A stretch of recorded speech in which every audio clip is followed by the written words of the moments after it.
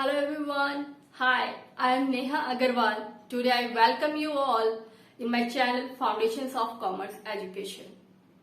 Commerce से related जितने भी कंसेप्ट्स हैं वो सारे आपको क्लियर किए जाएंगे, बेसिक से एडवांस तक चलेंगे, सारे पॉइंट धीरे धीरे लेकर चलेंगे, आपके सारे कंसेप्ट्स के लिए क्लियर किए जाएंगे। आज हम स्टार्ट करेंगे 11th की अकाउंटेंसी और उसका फर्स्ट टॉपिक है अकाउंटिंग। तो हम बहुत धीरे धीरे स्टार्ट करेंगे ताकि आपके सारे पॉइंट्स क्लियर हो जाएं, क्योंकि जो न्यू स्टूडेंट्स हैं कॉमर्स के 11th के, उनके बेसिक से सारे के सारे क्लियर हो जाएं। और जो एमबीए स्टार्ट करने जा रहे हैं, जो साइंस साइड स्टूडेंट्स हैं या आर्ट स्टूडेंट्स हैं, उन्हें कोई प्रॉब्लम ना आए, तो इसमें वो सारे टॉपिक्स आपके क्लियर किए जाएंगे। आपको कोई भी प्रॉब्लम नहीं आएगी और आपको कोई ट्यूशन रखवाने की जरूरत नहीं होगी। आप मेरे साथ साथ पढ़ते रहिए और समझते रहिए, आपके सारे पॉइंट्स जो है क्लियर किए जाएंगे। बिल्कुल बेसिक से चलेंगे, बिल्कुल भी जल्दबाजी नहीं करेंगे, पहले अपने सारे कंसेप्ट क्लियर करेंगे, उसके बाद ही हम लोग अपनी स्पीड पकड़ेंगे। So let's start our first topic, accounting. सबसे पहले जरूरत होती है कि हमें पता हो कि अकाउंटिंग हम कर क्यों रहे हैं। इसका मीनिंग करने से पहले हम लोग समझेंगे कि अकाउंटिंग कर क्यों रहे हैं, इसका रीजन क्या है। हिस्ट्री में नहीं जाएंगे हम लोग इसकी कि हिस्ट्री क्या है, तो हिस्ट्री जो है हम बाद में फिर कभी पढ़ेंगे डिटेल में। अभी सिर्फ इतना समझते हैं कि कोई भी काम करने की हमें जरूरत क्या है। लेकिन हम पूछते हैं कि खाना खाने की जरूरत क्या है, क्योंकि हर किसी के पीछे कुछ नीड होती है, नेसेसिटी होती है करने की। तो अब जरूरत ही क्या है खाना खाने की, क्योंकि भूख लगती है, पेट को चाहिए, ठीक है, हेल्थ के लिए चाहिए, एनर्जी के लिए चाहिए, तो बहुत सारे रीजंस हैं। तो उसकी हिस्ट्री तो हम नहीं कर रहे, हम सिर्फ इतना देख रहे उसका रीजन क्या है पीछे का, बिहाइंड दैट। तो वही हम देख रहे कि अकाउंटिंग करने का रीजन क्या है।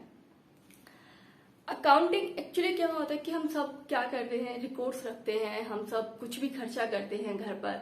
हम एक ह्यूमन लाइफ, अपनी रेगुलर लाइफ की वो लेते हैं, जैसे हमारे मम्मी का एग्जाम्पल लेते हैं। हम डेली जो है क्या करते हैं, जो भी खर्चा करते हैं डेली रूटीन में हम लोग लिखते हैं। अब आज इस मंथ में हमारा ग्रोसरी पर खर्चा हुआ 1000, नॉट ओनली 1000, और जो हमारी किचन ग्रोसरी है इस पर हुआ। अगर हम क्लॉथ्स की बात करें, हमारी सीएनजी की बात करें, हमारे कार रिपेयरिंग की बात करें, हमारी अगर हाउस रिपेयरिंग की बात करें, रेनोवेशन की बात करें, रेनोवेशन हमने करा दिया इस मंथ, ओके। अगर हम अपनी क्लोथ के साथ ज्वेलरी की बात करें, अगर हम लोग बात करते हैं जो हमारे किड्स जो है जो स्टडी कर रहे हैं, तो वो सब चीजें हम लोग खर्चे क्या करते हैं, लिखते हैं, स्टार्टिंग से ही लिखते आ रहे हैं। तो इसमें नया क्या है। तो हम बिजनेस में भी क्या एक्चुअली क्या होती है, तो सिर्फ घर की बात है, हमारे लिए लिखना बहुत इजी हो जाता है और हम इसको समझ भी सकते हैं, क्योंकि हमारे पास इतनी ज्यादा ट्रांजेक्शन्स नहीं होती है, इतना ज्यादा लेन देन खरीदा बेचा हम बेचे तो है ही, हम सिर्फ खरीदते हैं। तो इसकी जरूरत क्यों पड़ी, ये तो हम नॉर्मली घर पर भी करते हैं। लेकिन प्रॉब्लम वहां पर आती है जब ये ट्रांजेक्शन्स बहुत ज्यादा हो जाते हैं, इनको समझना बहुत टफ हो जाता है। तो हमें कुछ एक ऐसा वे चाहिए, एक ऐसा मेथड चाहिए जिसके थ्रू हम लोग क्या कर सके, इसको समझ सके। जिस तरह से हमें एक दूसरे की फीलिंग समझने के लिए एक लैंग्वेज की जरूरत होती है। अब मैं हिंदी में आपसे बात कर रही हूँ, आप मुझे समझ पा रहे हैं कि मैं क्या बोल रही हूँ। अगर मैं इंग्लिश में बात करती हूँ, talk in English, then definitely you also understand that, right, because you know the both languages, English and Hindi, right. If I talk in Chinese, मुझे भी नहीं आती है अगर हम चाइनीज में बात करते हैं तो क्या लगता है आपको, आप समझ पाएंगे? नहीं, ओनली चाइनीज ही समझ पाएंगे, राइट। अगर मैं सिर्फ हिंदी में ही बात करती हूँ तो ऑब्वियसली जो फॉरेनर्स हैं वो नहीं समझ पाएंगे, because all they don't know Hindi, right. तो वही बात आती है कि भाई हमें भी इसको समझने के लिए, ये तो सिर्फ छोटी सी है, तो बिजनेस क्या करता है, डेली बहुत कुछ लिखता है, बहुत कुछ ट्रांजेक्शन्स करता है, वो सेल परचेज करता है। हम एक एग्जाम्पल लेकर चलते हैं। यहाँ हमने एग्जाम्पल लिया है, कोई संदीप है, उसने एक मॉल सेटअप किया है गारमेंट्स का, राइट। रेडी गारमेंट्स का उन्होंने क्या किया है, एक मॉल सेटअप किया, एक छोटा सा बिजनेस उन्होंने स्टार्ट किया। तो बिजनेस स्टार्ट करने में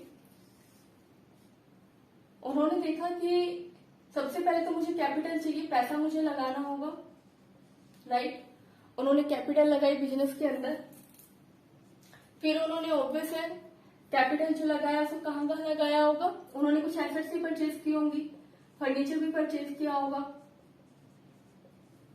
बिल्डिंग परचेज की होगी, राइट। या तो रेंट पे ली होगी या फिर उन्होंने खुद उसे बिल्ड कराया होगा। फर्नीचर उन्होंने लिया होगा, या आप क्लोथ्स की बात करें, क्लोथ्स ऑब्वियस रेडीमेड क्लोथ्स उन्होंने लिए होंगे, उसके लिए रखने के लिए रैक्स भी लिए होंगे उन्होंने। क्लोथ्स भी कई तरह के होंगे, किड्स वियर भी होगी, ठीक है, जेंट्स भी होगी, इट मीन्स मेल फीमेल हम कह सकते हैं।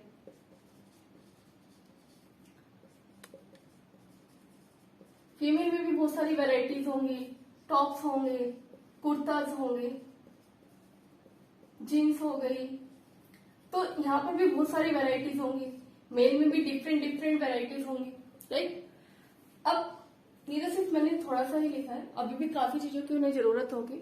तो वो क्या करेंगे, डेली सेल परचेज होगी उनकी, तो उन्हें डेली क्लोथ बेचने हैं, राइट। अब उन्होंने मॉल में शूज भी रखे होंगे, ठीक है, डिफरेंट डिफरेंट किड्स की वैरायटी टॉयज भी रखे होंगे, ठीक है। तो अब बात आ रही है कि इन सब चीजों को समझना कितना आसान है। अब इन्होंने यहाँ पर कैपिटल की इंफॉर्मेशन डाल दी, फर्नीचर की सब चीजें इन्होंने डाल दी। अब डेली क्या हो रहा है कि भाई कोई कुछ परचेज करके लेके जा रहा है, कोई कुछ कस्टमर्स आ रहे हैं, कम से कम 1000, 2000, 10,000 के नियर बाय के कस्टमर्स आ रहे हैं, ठीक है। और उन सब का रिकॉर्ड रखना, किसने क्या खरीदा है 10,000 में, किसने किड्स वियर परचेज किया है, किसने पार्टी वियर परचेज किया है, किसने मेल का परचेज किया है, फीमेल का परचेज किया है, मेल के कुर्ते किए हैं, शर्ट किए हैं, पैंट किए हैं, तो कितनी हमारे पास एक्चुअल में क्लॉथिंग थी और कितना हम लोगों ने उसमें से सेल किया है, और हमने जो परचेज भी किया है वो भी लिखा होगा। अब ये तो है नहीं कि भाई डेली सिर्फ एक ही क्लॉथ हम परचेज करके लाते होंगे, एक शर्ट या एक ड्रेस परचेज करके लाते होंगे, एक बल्क में हमारी गुड्स आती है और फिर डेली भी आती हैं, क्योंकि डेली न्यू स्टफ आता रहता है।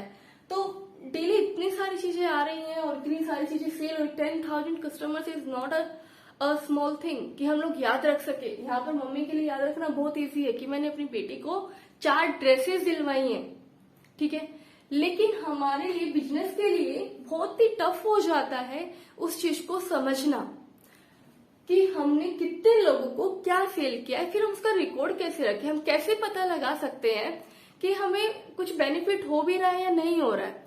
अगर लेट हम कहते 10,000 लोगों ने परचेज किया है, मैं 5 लाख की आज गुड्स लेकर आई थी, राइट, लेकिन आज सिर्फ 10,000 कस्टमर्स ही आए हैं, 3 लाख की मेरी सेल हुई है आज,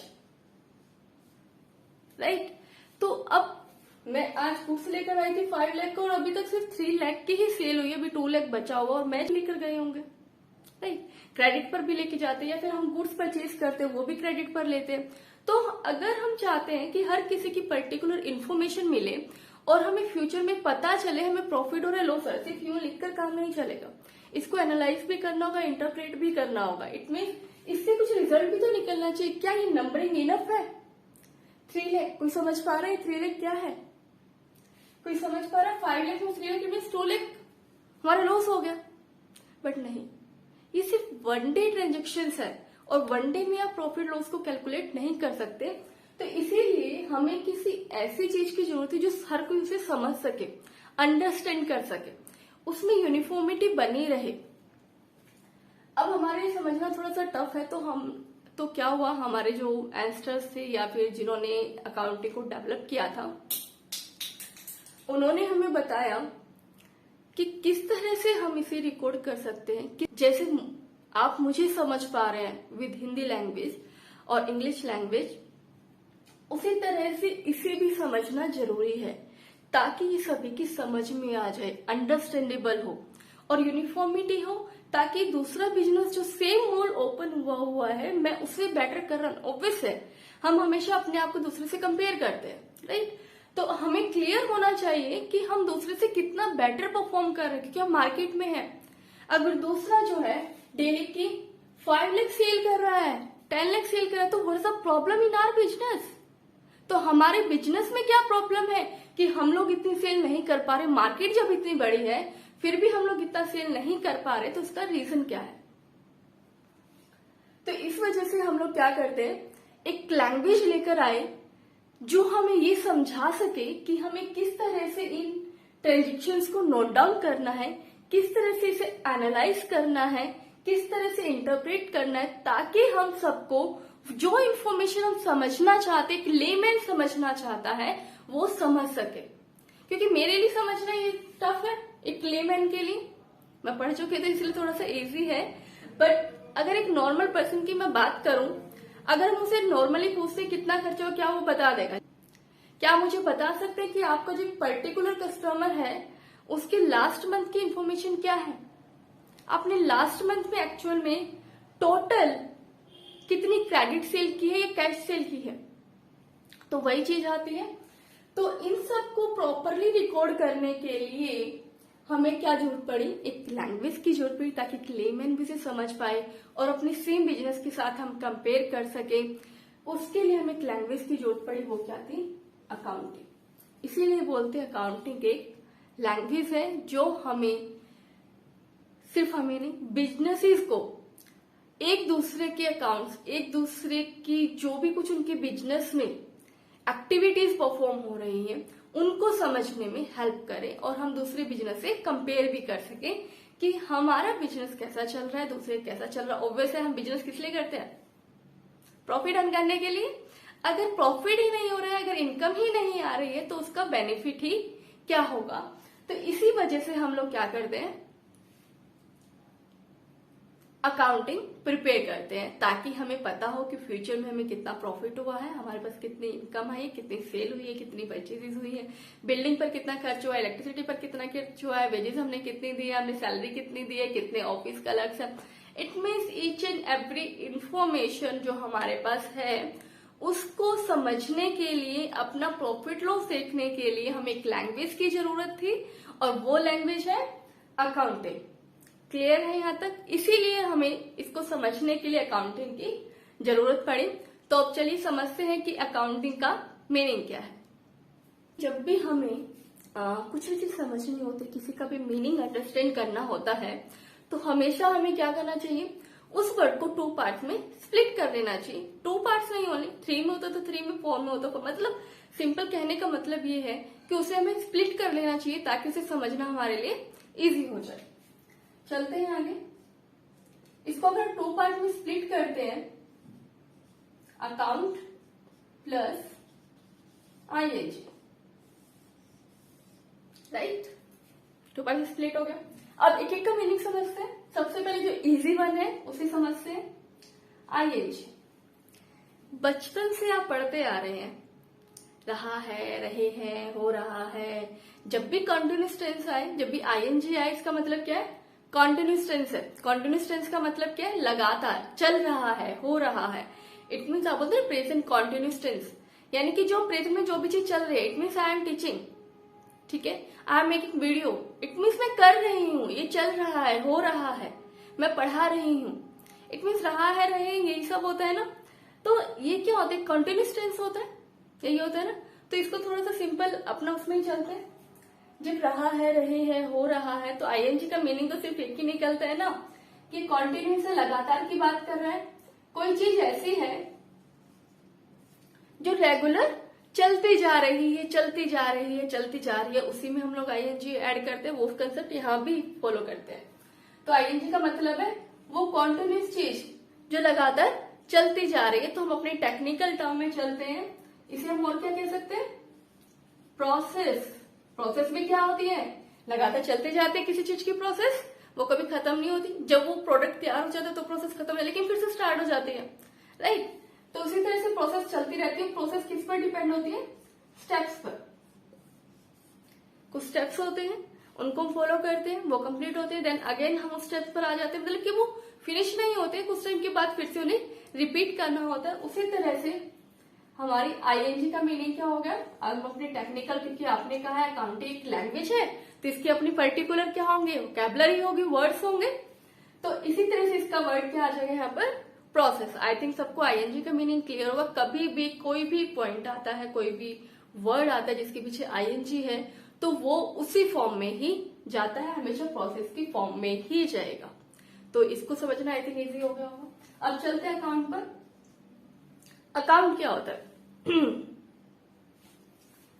छोटी सी चीज है अकाउंट, क्योंकि सिर्फ एक अकाउंट नहीं होता, बहुत सारे अकाउंट्स होते हैं फॉर्म। अब बात आती है अकाउंट प्लस आईएनजी। तो इसको पहले एक बार मीनिंग थोड़ा समझे। अकाउंट को अकाउंट ही लेकर चलते हैं अभी। अकाउंट को अकाउंट की प्रोसेस, यही मीनिंग निकला। अकाउंट की प्रोसेस को हम क्या कहते हैं? अकाउंटिंग। अकाउंट की प्रोसेस मीन्स अकाउंट को प्रिपेयर करने की। अकाउंट्स प्रिपेयर करने की जो प्रोसेस है उसे हम क्या कहते हैं? अकाउंटिंग। यहां तक क्लियर है सभी को? अभी सिर्फ अब बेसिक चल रहे हैं, हम कोई आगे स्पीड नहीं चल रहे हैं अभी। तो अकाउंट प्रिपेयर करने की जो प्रोसेस है वही क्या कहलाती है? अकाउंटिंग कहलाती है। आई थिंक यहां तक सभी को क्लियर हो गया होगा। अब बात आती है अकाउंट, थोड़ा सा एक टेक्निकल टर्म है हमारा, और इसको आई थिंक डिटेल में समझना जरूरी है, और डिटेल में आई थिंक वीडियो ज्यादा लंबी हो जाएगी, तो अभी सिर्फ यहीं तक ही करते हैं। अकाउंट्स क्या होते हैं? जो भी हम रिकॉर्ड्स तैयार करते हैं, अभी सिर्फ इतना ही समझ लीजिए, क्योंकि आपको पता है ना जो भी ट्रांजेक्शन होते हैं, में लिखना तो पड़ता ही है ना। लिखने को हम क्या कहते हैं? रिकॉर्ड करना। आप भी नॉर्मली नोटबुक पर रिकॉर्ड करते हैं ना, लिखते हैं, ठीक है। जो भी कुछ हम लोग लिखते हैं, रिकॉर्ड करते हैं, वो क्या होता है? हमारा अकाउंट लेकर चलते हैं। अभी सिर्फ इतना ही। तो रिकॉर्ड्स प्रिपेयर करने की प्रोसेस जो है, यानी कि जो भी कुछ हमारी ट्रांजेक्शन्स है, ठीक है, रिकॉर्ड किस चीज का करेंगे? ट्रांजेक्शन्स का, ठीक है।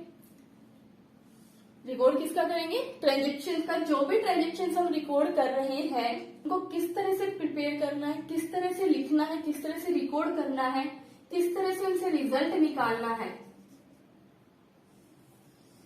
अब जो भी ट्रांजेक्शन्स है वो हमने क्या की? रिकॉर्ड की। रिकॉर्ड करने के बाद उससे हमने क्या निकाला? रिजल्ट निकाला कि हमें प्रॉफिट हो रहा है या नहीं हो रहा। मेन पर्पज तो यही था।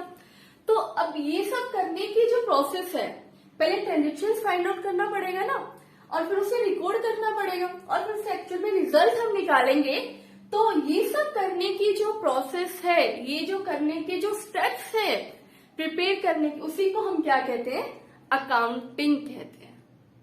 तो आई थिंक ये सभी को बिल्कुल क्लियर हो गया होगा बेसिक कंसेप्ट। अब चलते हैं इसकी डेफिनेशन पर। आई थिंक वीडियो ज्यादा लंबी हो जाएगी, आज के लिए इतना ही।